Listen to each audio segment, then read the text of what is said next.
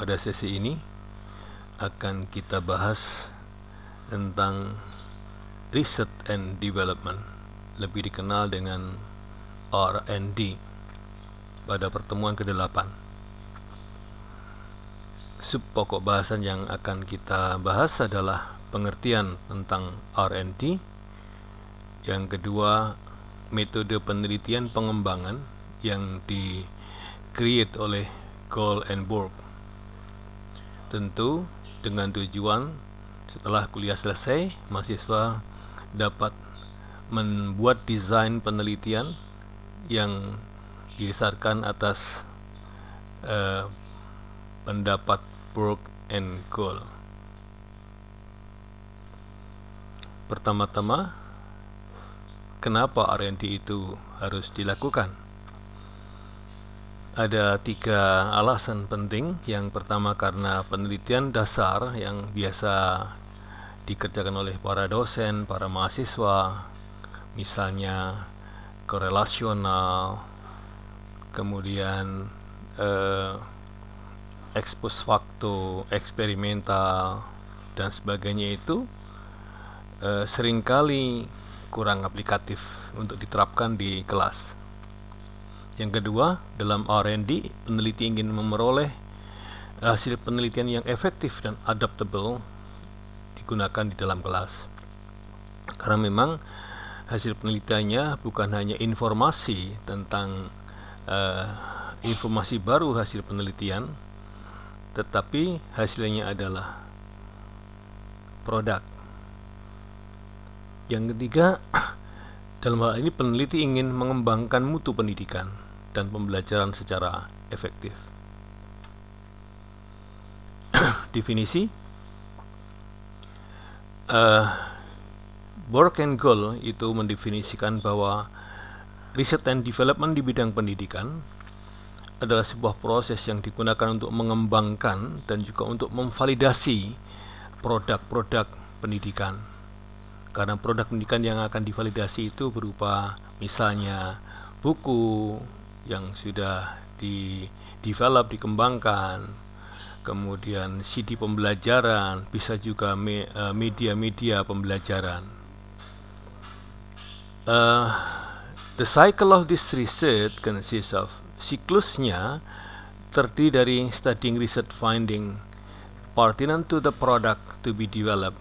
Jadi pertama-tama peneliti adalah melakukan research finding, melakukan sebuah penelitian awal berdasarkan atas finding itu temuan-temuan yang relevan, yang sudah ada dan relevan dengan apa yang akan dilakukan oleh peneliti. Jadi banyaklah membaca finding, temuan-temuan, hasil riset terdahulu yang relevan dengan produk yang akan dikembangkan. Yang kedua, mengembangkan produk misalnya, mengembangkan media, mengembangkan buku, mengembangkan modul yang didasarkan atas finding, temuan-temuan terdahulu itu. Yang ketiga, mengadakan field testing lapangan yang dilakukan di mana produk itu akan dipakai. Maksudnya field testing dilakukan misalnya saudara akan membuat media pembelajaran untuk kelas 2 SMA, maka tempat di mana field testing dilakukan adalah di kelas 2 SMA. Jadi setting where it will be used eventually and revising it, dan merevisinya. Setelah ada field testing, kemudian peneliti harus merevisinya untuk membenarkan kelemahan-kelemahan yang telah ditemukan ketika ada di field testing. Lebih jelas di sini saya sampaikan bahwa penelitian pengembangan itu adalah metode penelitian yang digunakan untuk menghasilkan produk tertentu dan menguji keefektifan produk tersebut. Setelah dihasilkan, kemudian diuji keefektifannya melalui serangkaian kegiatan tes-tes para ahli dulu, kemudian ahli desain, ahli modul kalau Anda buat modul, ahli materi, kemudian terakhir adalah pengguna, yaitu siswa atau mahasiswa. Yang berikutnya, untuk dapat menghasilkan produk tertentu tersebut digunakan penelitian yang bersifat analisis, yaitu need assessment atau analisis kebutuhan, atau need analysis yang lebih kenal pada masyarakat. Dan untuk menguji keefektifan produk tersebut supaya dapat berfungsi di masyarakat luas, maka diperlukan penelitian untuk menguji produk tersebut. Seperti tadi saya sampaikan bahwa hasil produk itu harus bersifat analisis kebutuhan. Jadi harus berbasiskan need assessment atau need analysis. Apa yang Anda temukan ketika Anda melakukan sebuah need assessment itu, dan juga berbasiskan atas survei wawancara dengan siswa di dalam kelas supaya produk yang dihasilkan benar-benar bisa efektif dan adaptable. Lalu diujilah keefektifannya melalui serangkaian testing. Jadi oleh karenanya research and development itu sangat bersifat longitudinal atau lebih dikenal dengan multi-years, bertahun-tahun. Sesuai dengan namanya, research and development itu dipahami sebagai kegiatan penelitian yang dimulai dengan riset dan diteruskan dengan development. Jadi ada risetnya, kemudian ada pengembangannya. Dilihat dari sini pasti saudara akan buat dua produk riset dan produk pengembangan. Kegiatan riset dilakukan untuk mendapatkan informasi tentang kebutuhan pengguna yang tadi saya jelaskan, adanya sebuah need assessment. Sebenarnya di kelas itu butuh apa sih siswa? Jadi itu akan digali di sini. Sedangkan kegiatan development dilakukan untuk menghasilkan perangkat pembelajaran. Bisa berupa buku, bisa berupa modul, bisa berupa CD pembelajaran atau CD isinya metode-metode dan strategi. Kegiatan riset tidak hanya dilakukan pada tahap need assessment, tetapi juga pada proses pengembangan produk. Jadi tentu pada need assessment adalah sebuah riset, tapi di dalam proses pengembangan produk juga adalah sebuah riset. Itu yang dimaksud, di mana peneliti memerlukan kegiatan pengumpulan data, analisis data. Pada tahap proses validasi, misalnya pada validasi ahli, dan pada tahap validasi empiris atau uji coba. Jadi produk itu jadi, maka pertama-tama produk awal itu harus divalidasi oleh para expert, para ahli. Saya bilang tadi ada expert yang dalam bidang modul, expert dalam bidang materi, juga mungkin ada expert dalam bidang desain. Kemudian berikanlah kepada mereka yang menggunakannya, bisa guru, bisa siswa. Kemudian ini disebut uji coba.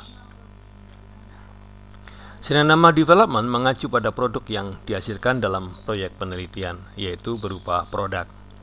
Produk yang saya bilang berkali-kali, produk yang akan Anda buat itu bisa berupa modul, bisa berupa buku, bisa berupa CD pembelajaran di dalamnya, bisa metode-metode, bisa langkah-langkah metode, bisa strategi pembelajaran. Nah, lebih jelasnya di sini ada siklus yang tadi disebut di depan. Yang pertama, studying research finding pertinent to the product to be developed, yaitu melakukan studi dan penelitian awal untuk mencari temuan-temuan penelitian terkait dengan produk yang akan dikembangkan. Jadi pertama-tama yang dilakukan adalah adanya preliminary study atau penelitian awal. Di sana saudara atau peneliti harus membaca banyak referen, membaca banyak hasil temuan atau penelitian terdahulu yang terkait. Kemudian setelah ketemu, di sini terdapat masalah. Masalah itu adalah gap antara harapan dan kenyataan. Setelah ketemu masalahnya, baru dikembangkan. Mengembangkan produk berbasiskan temuan tadi, berbasiskan finding atau masalah yang ditemukan. Field testing it in the setting where it will be used eventually. Jadi setelah jadi produk, lakukanlah testing lapangan, di mana tempatnya adalah sesuai dengan di mana buku itu akan dipakai, di mana modul akan dipakai, di mana media itu akan dipakai. Kemudian yang berikutnya, merevisinya untuk mengoreksi kelemahan-kelemahan, temuan-temuan yang harus dikembangkan. Setelah ini baru kemudian produk itu jadi. Kalau dilihat dari perbedaan, sebutlah bahwa korelasional research, experimental research, juga ex post facto research itu saya sebut sebagai sebuah penelitian yang konvensional, maka bisa dibandingkan di sini dengan penelitian pengembangan. Dilihat dari sasarannya bahwa penelitian konvensional yang saya sebut tadi adalah untuk menemukan pengetahuan baru, memecahkan masalah khusus. Hasilnya adalah informasi baru dan juga hasil dari pemecahan masalah khusus. Sedangkan untuk research and development itu hasilnya adalah pengembangan produk. Ada produknya, dan produk itu akan dipakai secara efektif dan adaptable. Dilihat dari prosedur, bersifat linear, tidak ada siklisnya, lurus saja. Sedangkan di research and development ada sebuah siklus yang dilakukan, mulai research finding dibaca banyak, membaca referen, berbasiskan apa yang akan Anda lakukan di research finding atau previous research, temuan-temuan terdahulu itu dibaca dengan banyak. Akan ketemulah masalah yang dihadapi oleh siswa, dan juga ada observasi lapangan, wawancara. Yang berikutnya, hasil penelitiannya seringkali tidak bisa dioperasionalkan di bidang pendidikan. Hanya informasi baru yang kadang-kadang tidak bisa langsung diterapkan dalam kelas. Sedangkan untuk research and development itu, hasil penelitiannya match, sesuai dengan pengembangan mutu pendidikan, karena memang produk. Bisa dipakai dosen, bisa pakai guru, mahasiswa untuk belajar. Berikut adalah metode pengembangan dari Goldenberg. Yang pertama adalah ada 10 langkah ya di sini. Yang pertama adalah research and information collecting. Ada planning, ada develop preliminary form of product, preliminary field testing, main product revision, main field testing, operational product revision, operational field testing, final product revision, dissemination and implementation. Baik, untuk 10 ini bisa dilihat di dalam modelnya. Nah, sama, cuman ini adalah diterjemahkan secara harfiah. Kalau diterjemahkan, langkah 1 seperti ini, pengumpulan informasi dan penelitian. Saudara mengumpulkan informasi melalui wawancara, melalui observasi kelas, membaca temuan terdahulu yang terkait dengan apa yang akan Anda lakukan di dalam research and development. Setelah ketemu masalahnya di sini, baru Anda membuat sebuah rencana penelitian R&D. Kemudian mengembangkan produk awal. Produk awal dikembangkan, kemudian uji coba lapangan awal, ini pada model yang keempat. Setelah itu revisi produk utama, uji coba lapangan utama, revisi produk operasional, uji coba lapangan operasional, revisi produk akhir, yang terakhir penyebaran dan pelaksanaan. Disinilah proses diseminasi. Kalau buku itu berskala nasional, bisa disebarluaskan lewat internet, lewat berbagai medsos yang lain, dan digunakan di dalam praktek pembelajaran.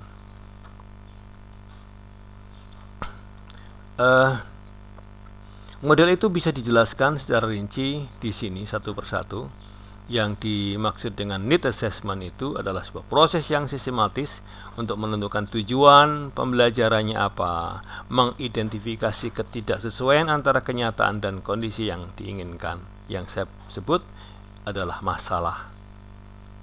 Di sini adalah mencari masalah yang terjadi.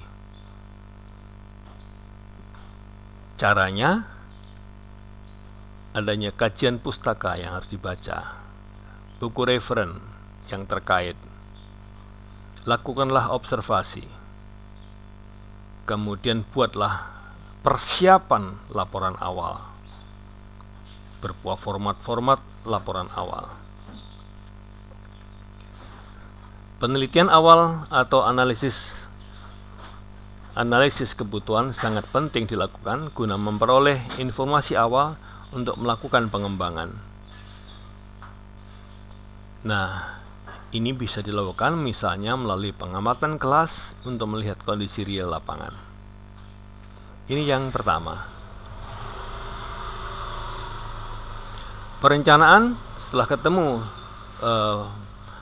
masalahnya, maka lakukanlah perencanaan yang mencakup merumuskan kemampuan yang harus dicapai, yang harus dimiliki oleh siswa, merumuskan tujuan khusus untuk menentukan urutan bahan, dan uji coba skala kecil. Biasanya skala kecil itu produk awalnya diberikan pada expert yang kemudian disebut expert judgment, diberi masukan oleh para ahli. Setelah ketemu rancangannya sudah diberi masukan oleh para expert judgment, jadi mulai awal sudah ada uji expertnya, mulai rencana itu. Oke. Baru kemudian mengembangkan format produk awal. Pengembangan format produk awal yang mencakup penyiapan bahan-bahan pembelajaran. Nah, disiapkan semua, bisa dari e-book, dari hardbook, dari berbagai media pembelajaran, dikumpulkan semua yang kaitannya dengan produk yang akan Anda susun. Handbook, termasuk juga alat evaluasi jika diperlukan. Format pengembangan program yang dimaksud berupa bahan cetak, urutan proses, atau prosedur yang dilengkapi dengan video. Nah, ini kira-kira yang harus dilakukan oleh para peneliti R&D dalam mengembangkan format produk awal. Setelah selesai format produk awalnya, kemudian uji ahli dan validasi. Ini dilakukan dengan responden para ahli. Tadi saya bilang ada expertnya lagi. Bisa expert perancang model atau desain, atau expert dalam bidang produk. Kegiatan ini dilakukan untuk mereview produk awal, memberikan masukan untuk perbaikan. Proses validasi ini disebut dengan expert judgment atau teknik Delphi. Jadi sejak produk awal dibuat, para peneliti harus memberikannya pada expert supaya diberi masukan. Dan ini sangat penting karena salah di awal akan berikutnya menjadi salah. Oke. Setelah dapat masukan dari para ahli, lakukanlah revisi. Kemudian uji coba lapangan berikutnya. Uji coba itu dilakukan dalam 15 sekolah. Ini karena produknya diasumsikan dan dipakai secara luas, bahkan skalanya nasional dalam teori ini. Maka bisa mencakup sampai 100 subjek atau 100 responden, 100 siswa kalau sekolah. Hasil belajar dikumpulkan dan dianalisis sesuai dengan tujuan khusus yang ingin dicapai atau jika kemungkinan dibandingkan dengan kelompok kontrol. Oke. Kemudian setelah uji coba produk ada masukan dari para expert, kemudian Anda merevisinya. Direvisilah. Ini masukannya mungkin sudah bukan expert ya, masukannya dari para siswa yang saudara gunakan sebagai responden. Masukan siswa yang memakai produk saudara itu sangatlah penting, karena disitulah sebenarnya testing empirisnya.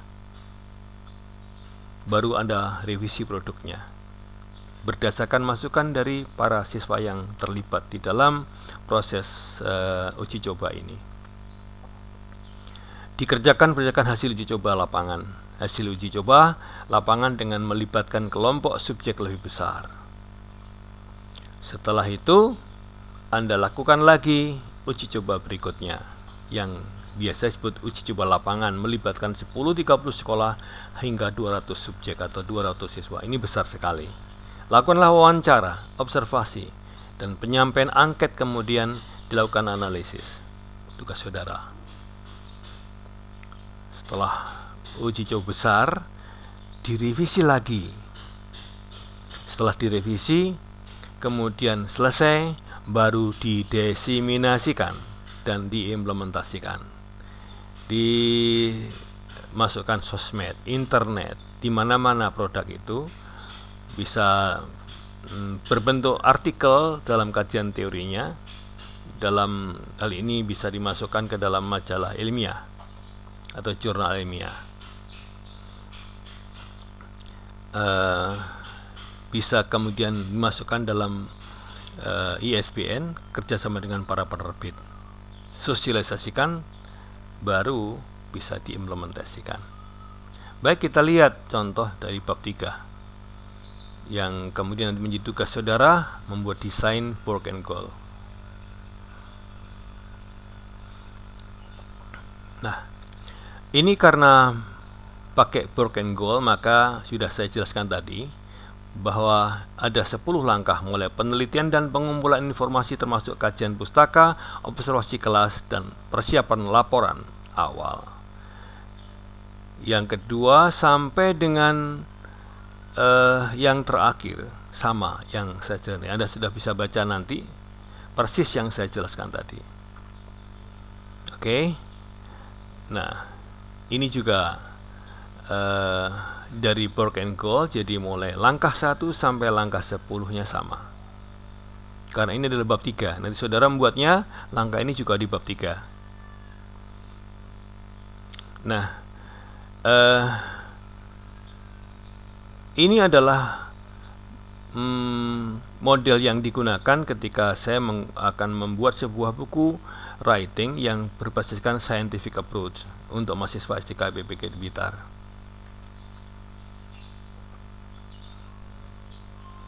Oke, kemudian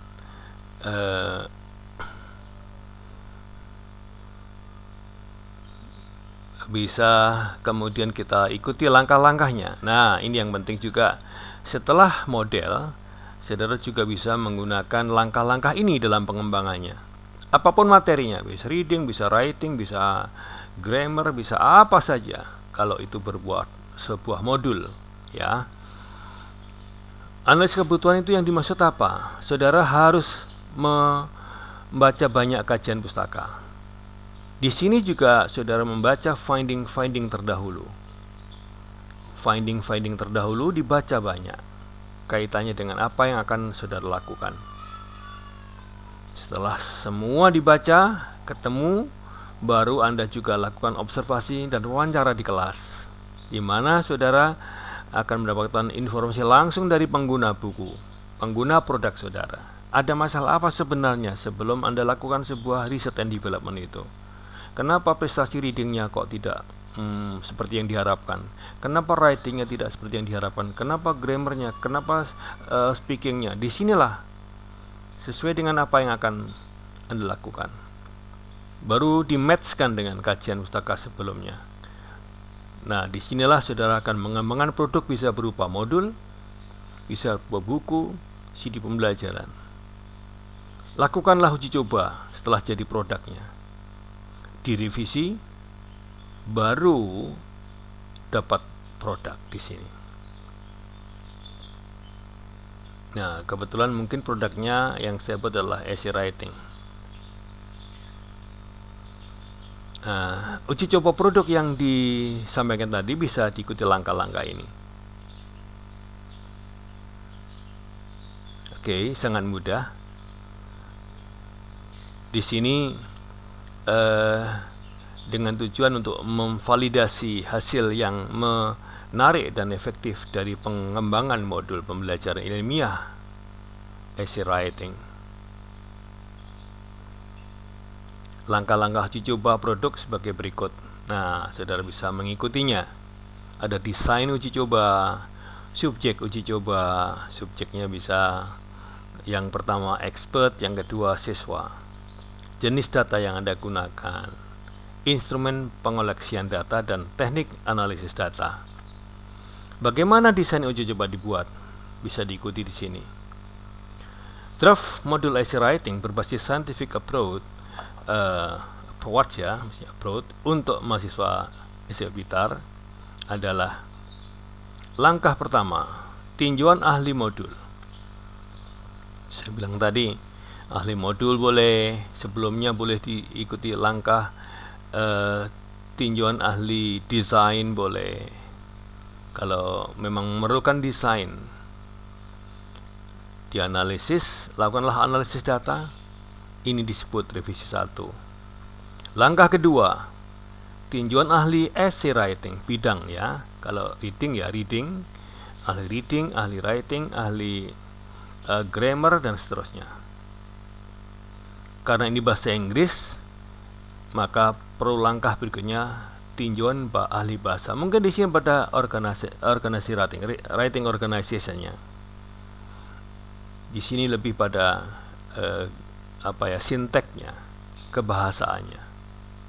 Dianalisis di revisi yang ketiga, yang ini revisi kedua. Uji coba satu-satu artinya kecil ya. Istilahnya satu-satu karena sangat kecil. Kalau sekolah biasa 1 sampai 5 atau 10 sekolah. Kalau ini kelas ya 1 siswa atau 1 sampai 5 siswa. Beri masukan, analisis data, revisi keempat. Evaluasi kelompok kecil, analisis data, revisi kelima. Evaluasi lapangan atau uji lapangan, analisis data, revisi ke-6. Hasilnya adalah buku writing berbasis scientific approach untuk mahasiswa. Nah, pada uji coba subjek atau sampel dilihat dari jumlah dan cara pemilihan. Ada beberapa poin yang harus diperhatikan dalam memilih sampel. Menggunakan sampel yang sesuai dengan tujuan dan ruang lingkup penelitian pengembangan. Sampel harus mewakili produk pengembangan, terdiri dari ahli subjek, ahli desain produk, dan pengguna produk. Oke, ahli materi, ahli desain, ahli produk. Jumlah sampel uji coba tergantung pada langkah-langkah uji coba. Pada uji coba lapangan misalnya, subjek pada penelitian ini adalah sebagai berikut. Ada ahli reading, ahli modul, ahli bahasa. Di uji coba lapangan, subjek coba lapangan dalam ini adalah siswa atau mahasiswa. Jenis data yang digunakan adalah pada penelitian ini data yang disajikan berupa kualitatif data dan juga ada kuantitatif datanya. Kualitatif data diambil dari masukan, kritik, dan juga hasil observasi, sedangkan untuk kuantitatif data diambil dari kuesioner para ahli dan dosen-dosen essay writing untuk membantu membuat kesimpulan dari data-data yang kuantitatif untuk membantu kualitatif supaya bisa terbaca dengan jelas. Ini bisa dilakukan. Kalau tidak mungkin, kalau mungkin yang kuantitatif juga tidak masalah jika tidak muncul. Instrumen pengumpulan datanya, teknik pengumpulan data seperti R&D ini biasanya adalah observasi, wawancara, dan kuesioner. Pengumpulan data menggunakan instrumennya adalah harus valid dan dapat dipercaya atau reliable. Instrumen bisa dikembangkan oleh peneliti, jadi haruslah jelas langkah-langkah pengembangannya. Validitas dan reliabilitasnya harus juga jelas. Dalam penelitian ini, alat pengumpulan datanya adalah observasi, wawancara, dan juga kuesioner. Nah, teknik analisis datanya saya highlight dengan merah. Anda baca sendiri karena ini adalah persis yang kita lakukan dalam langkah-langkah di atas dan bisa dibaca ulang.